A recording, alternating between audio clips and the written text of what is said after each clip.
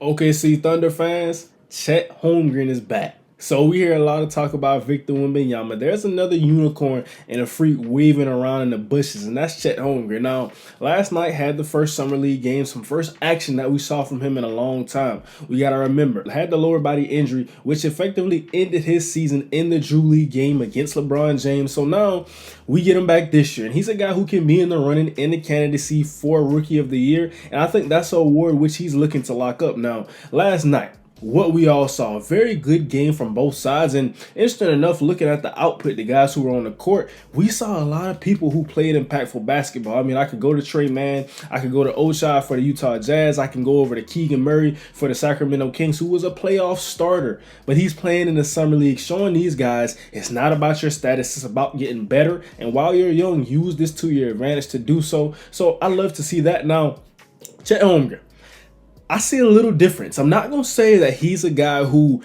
in the time that he was off, in the time that he was away from the game, he did not bulk up and become some huge guy, which a lot of people want to see him do. Now, he's still around 210 to 215 pounds, but that's a huge upgrade from 190 to 195, what we saw when he was drafted. So, coming out of Gonzaga, we all knew he's not the guy who's really a low post scoring threat. He's going to catch you off the wing. He scores the basketball like he's a wing player, and that's good seeing that at his size. He's very fluid, can move great, and the blocking.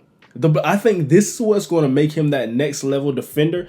Even has all NBA defense potential. When we look at him, I mean, the way he times his blocks, I'm going to show you the clip right here. Had one block, a double hand. He had actually two double hand blocks. So he's timing them up, and he has great technique when he's blocking these shots. And this is a guy who's 7'1" around that range with length.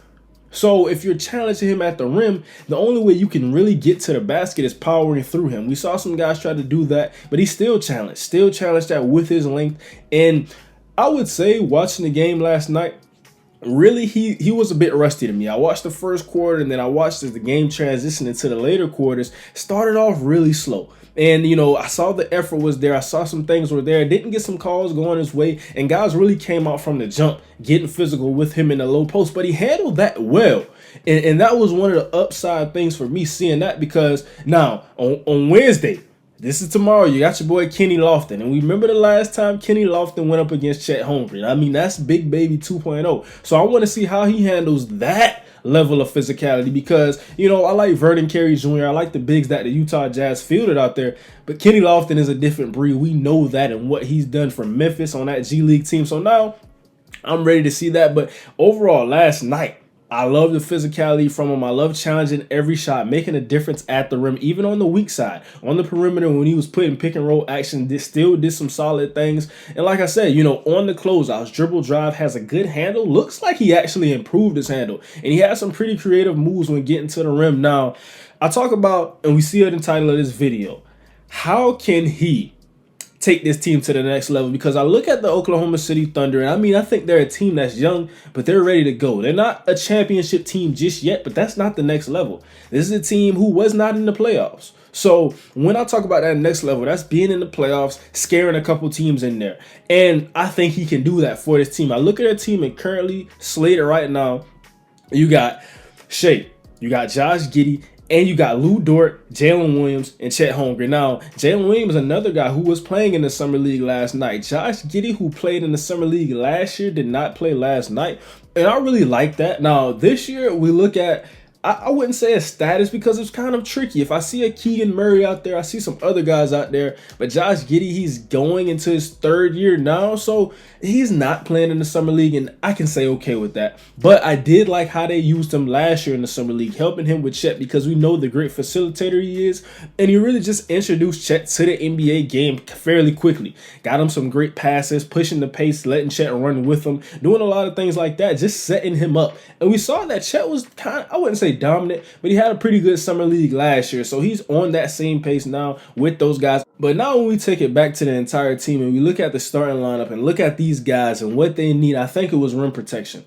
I like Jalen Williams, both Jalen Williams, but I don't think they had that true guy who's going to get in the paint, and when a team comes in and they drive the basketball, they're just going to say no. And also, I think he can help add to the rebounding for this team. Now, when I look at Chet and I look at the rebounding, he doesn't strike me as a guy for his size who's going to get double digits rebounds every night. He doesn't strike me as that type of guy, but I think he can get you 7 to 8 a night. I think that's his type of game, and he can get you 2 to 3 blocks. So he's really looking for that, and that's going to be his key to getting on the all defense, getting accolades, rookie of the year. And like I said, offensively, we know what they run.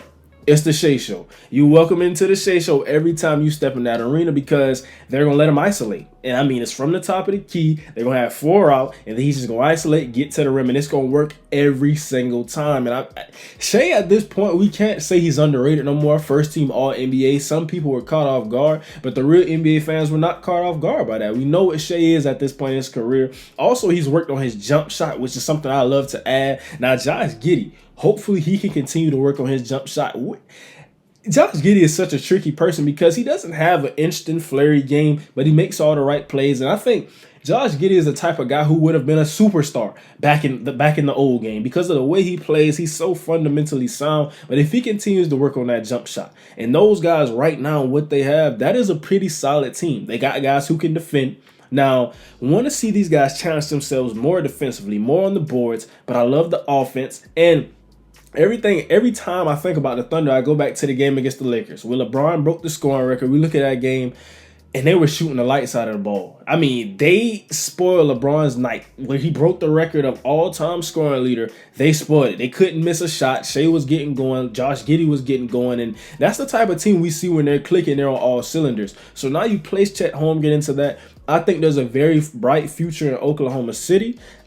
I want to see more of Chet Holmgren. That's the kind of thing and the thought that I was left with this game. Now, of course, I'm gonna have to come with the update. They're going against Kenny Lofton Wednesday. So this is going to tell me, how do you go against true physical NBA caliber bigs? Because Kenny Lofton is a guy who I expect to see with more run for the actual Memphis Grizzlies team this year. So how is he going to do it? Because night in, night out, you're going against Cat. You're going against AD. You're going against Embiid. You're going against all of these guys in the NBA. How can you handle that physicality? But we see that length, challenging shots, getting blocks. That's what he does. Can score the basketball as well. This is a very interesting guy. I wouldn't say that he's going to win Rookie of the Year lock just yet. I like Scoot. I like Brandon Miller. I like Victor Wembanyama, but it's a very interesting race. And I think those 4 guys will be all through the thick of things. But we just want to know, what do you think is the ceiling for this team this year? Can Chet Holmgren take this team to the next level? That's the question I want to leave you with. And that's going to wrap it up for today's video. And now, we out.